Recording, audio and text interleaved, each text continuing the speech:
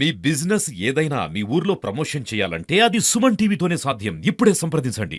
మామూలు కంప్లైంట్ ఇచ్చినా కానీ పోలీసులు తీసుకోకుండా వాళ్ళు ఇచ్చిన కంప్లైంట్ తీసుకొని యువతని యాక్షన్ తీసుకోవడం అంటే మరి ఘోరం అండి. అసలుకి పట్టించుకోలేదు, మరి దారుణం టార్చర్ చేశారు. నిజమేనా మీరు చెప్పేది? నిజమే అండి, 100% నిజమే. ఎలా చెప్పగలుగుతున్నారు? ఇప్పుడు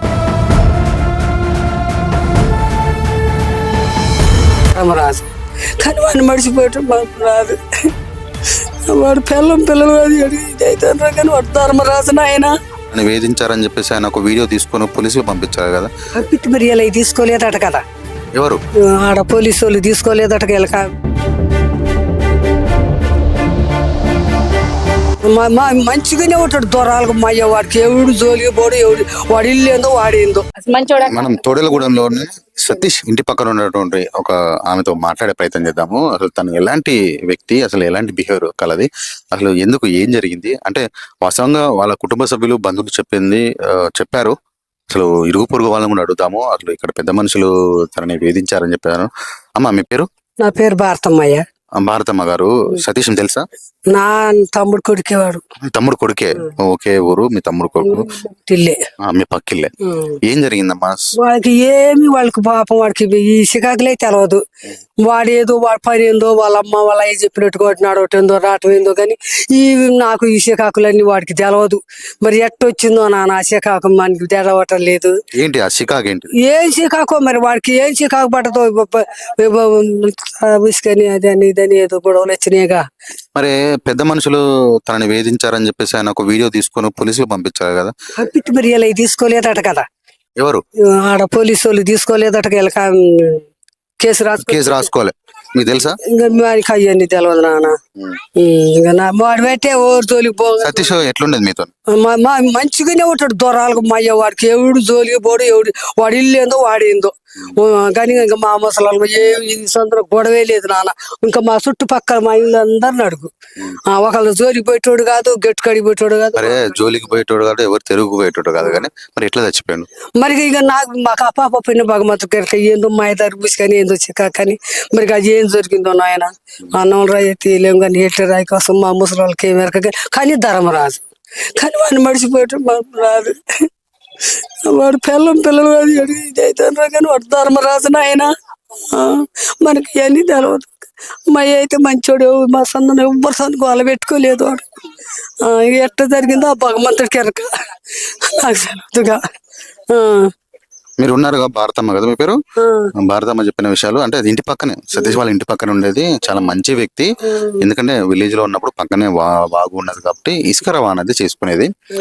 కానీ ఈ ఇసుక రవాణా క్రమంలోనే ఇక్కడ ఉన్నటువంటి ఒకే సామాజిక వర్గానికి చెందినటువంటి వాళ్ళకు వీళ్ళకు మధ్యలో ఒక చిన్నపాటి గొడవలు రావడం వల్ల ఒకరి మీద ఒకరు కేసులు పెట్టుకొని అవి ప్రాణాలు తీసుకునేంత వరకు వెళ్ళాయి. ప్రస్తుతం మనతో పాటు పగడాల సతీష్ బాల్యమిత్రుడు, స్నేహితుడు మనతో పాటు ఉన్నారు. మీ పేరు ఏం పేరు? నా పేరు రాజశేఖర్ అండి. ఎలా జరిగింది రాజశేఖర్? మీతో ఏమైనా చెప్పుకునేవాడా, బాధపడేవాడా? ఇస్తుంటే ఏం చెప్పలేదండి మాకు. అసలుకి ఏం చెప్పుకోకుండా పోలీసులకి మామూలు కంప్లైంట్ ఇచ్చినా కానీ పోలీసులు తీసుకోకుండా వాళ్ళు ఇచ్చిన కంప్లైంట్ తీసుకొని యువతని యాక్షన్ తీసుకోవడం అంటే మరి ఘోరం అండి. అసలుకి ఇతను తీసుకోని చెప్తే బాగుంటది కదా, యాక్షన్ తీసుకుంటే బాగుంటది కదా. అంటే పేదవాడిని ఇట్లా చూసి ఉన్నోళ్ళు అట్లా చూసుకోవటం మంచిదేనా అసలుకి? అంటే మీరు ఏమంటారు? అంటే వన్ సైడ్ జరిగిందండి. అసలు వాడిని ఎవరు పట్టించుకోలేదు, మరి దారుణం టార్చర్ చేశారు. నిజమేనా మీరు చెప్పేది? నిజమే అండి, 100% నిజమే. ఎలా చెప్పగలుగుతున్నారు? ఇప్పుడు వాళ్ళు ఇచ్చిన కేసు వాడే ఫోన్లో చూసి చెప్తాను, సెల్ఫ్ వీడియో చేస్తాను కానీ ఇచ్చిన కేసు తీసుకోలేదు. వాళ్ళు ఇచ్చిన కేసు తీసుకొని వాళ్ళు బాగా టార్చర్ పెట్టడం చేశారు బాగా. ఈ ఊరు పెద్ద మనుషులు కూడా ఉన్నారని చెప్పేసి చెప్పారు. దాంట్లో మనుషులు అంటే ఇప్పుడు వీళ్ళు ముగ్గురే కదా, వీళ్ళు ముగ్గురు తగ్గట్టు కాంగ్రెస్ పార్టీ నాయకులు కనుక అట్లా చేసడం జరిగింది. పార్టీ నాయకులు చేసి మొత్తం వన్ సైడ్ ప్రకారంగా తీసుకున్నారు అంతా. అంటే ఈ ఊర్లో ఇసుక అక్రమ రవాణా జరుగుతుంటే ఎవరు పట్టించుకోరా? ఇసుక రవాణా అంటే ఇప్పుడు ఆల్రెడీ పక్కన వాగొచ్చి అంత కొట్టబోయిందండి. వాళ్ళ వరి పొలాల్లో ఉసుక ఉన్నది. వీళ్ళు మామూలు కౌలు తీసుకున్నారు. వాళ్ళది కాదు అసలుకి. కౌలు తీసుకుంటే మా దారి నుంచి దోవపోవద్దు అని, వేరే ట్రాక్టర్లు పోయినా కానీ మా దాని నుంచి దోవపోవద్దు అని వీళ్ళు గోడ కట్టించుకుందానికి వాళ్ళు కొత్తగా తక్కువ ట్రాక్టర్ తీసుకొని 2 months అవుతుంది. 2 months అవుతుంది ట్రాక్టర్ తీసుకొని. తక్కువ కూడా లేదు, వేరే వాళ్ళు అడుక్కొని తీసుకొని పక్కన గోడ కట్టుకుందామని తెచ్చుకుని పోయేసరికి వాళ్ళు ట్రాక్టర్ ఉసుక తోలొద్దని ఆయన్ని బాగా ఇబ్బంది పెట్టేశారండి. ఆయన వాళ్ళ తమ్ముడు ఈయన ఇద్దరు కలిసి కొట్టేశారంట అన్న. ఇట్లా జరిగింది. ఇక్కడ సతీష్ ఫ్రెండ్ చెప్పేది ఏంటంటే ఇసుక రవాణా చేస్తున్న క్రమంలో అంటే ఎవరి వల్ల అయితే తను బాధింపబడ్డాడో వాళ్ళ పొలం నుంచి తన ట్రాక్టర్ వచ్చే క్రమంలో నా పొలం నుంచి ఎందుకు వస్తుంది, నువ్వు రావడానికి ఎవరు అని చెప్పేసి తను మా గొడవ పెట్టుకోవడం జరిగింది. ఆ టైంలో సతీష్ పోలీసులను కంప్లైంట్ ఇచ్చాడు, కానీ సతీష్ కంప్లైంట్ తీసుకోలేదు. కానీ ఎక్స్పర్ట్ ఎవరైతే ఉన్నారో వాళ్ళు మాత్రం కంప్లైంట్ ఇస్తే తీసుకున్నారు. ఆ కంప్లైంట్ మేరకు సతీష్ని పదే స్టేషన్కి తీసుకెళ్లడం చాలా ఇబ్బంది పడేవాడు అని చెప్పేసి ఇబ్బంది పడుతూ నాతో చెప్పుకున్నాడు అని చెప్పేసి మనతో పాటు సతీష్ ఫ్రెండ్ చెప్పుకుంటున్నాడు.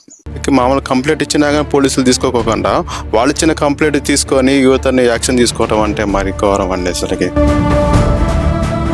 పట్టించుకోలేదు, మరి దారుణం టార్చర్ చేశారు. నిజమేనా మీరు చెప్పేది? నిజమే అండి, 100% నిజమే. ఎలా చెప్పగలుగుతున్నారు? ఇప్పుడు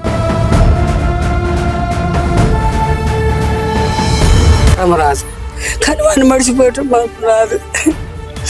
వాడు పిల్లలు అది ఇది అవుతారు కానీ వాడు ధర్మరాజు ఆయన అని వేధించారని చెప్పేసి ఆయన ఒక వీడియో తీసుకొని పోలీసులు పంపించారు కదా. పంపిట్టి మరి ఇలా తీసుకోలేదట కదా.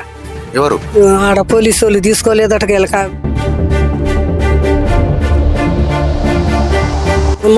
మంచిగానే ఉంటాడు దొరాలకు మయ్య. వాడికి ఎవడు జోలికి పోడు, వాడి ఇల్లు ఏందో వాడేందో.